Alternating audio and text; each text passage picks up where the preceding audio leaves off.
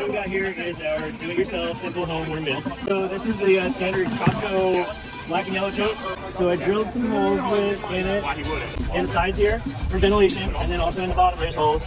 I put in a couple of wood blocks, anything you got will do, in the two ends. That way I can put another bin on top, and they will nestle but not all the way down, and it won't squish anything. The first thing we're going to put in would be some sort of carving material. Usually, if you're in the city, it could be paper, shredded paper from what comes in your mail. Cardboard is great too. In this case, I have a bunch of just sawdust from the farm. And then we'll also put in some green material is great.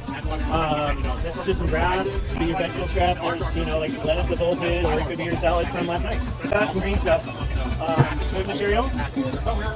So this is my lunch. I just had some corn. Coffee grounds are great. We're getting compost going, and then the worms are going to then actually consume the microbes that are eating the food in there. And so the worms don't actually eat your apple, they eat the microbes eating the apple. Shredding it down, like I said, makes it all a little smaller, so it'll break down faster, speed the whole process up. And then now, most cities will have somebody around doing worm bins. Just grab some out of my files, and let's see if we move around a little bit in here. There's worms in there, a fair number of them. And this is also compost for my pile. And so that's a good key to getting this started. So we're just going to put that in there too. All the worms in there.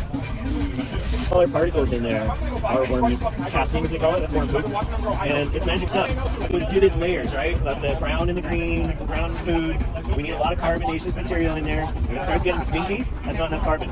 We need more of the paper, the cardboard, the sawdust, the wood chips. More of this on top. We want it to be moist in general, so I'll add this now, and then in another, it could be every day out of your kitchen, or we could add like every week or two. Cover it and let it sit for a while. So after we have now filled it up, a little less than halfway maybe, we'll take this bin that's sitting on the bottom, and I don't think this one's done it yet, but I would drill the same fair number of little holes in the bottom, and the worms are going to crawl through those. Other layer worms. And now we start, again, we just add more compost and more green material, brown material, and keep adding it. The first layer gets all composting finished, they will move on up to the next layer that is now composting away. A 2 or 3 totes system is all you need. The bottom tote, after a little while, we'll just have this, it's silky feeling, it's so amazing, and it's really magic. Yeah, that's really all there is to it. Just pay attention to it should be moist in there, it shouldn't be too soggy wet, it shouldn't be too dry, it's not rocket science, it's worm science.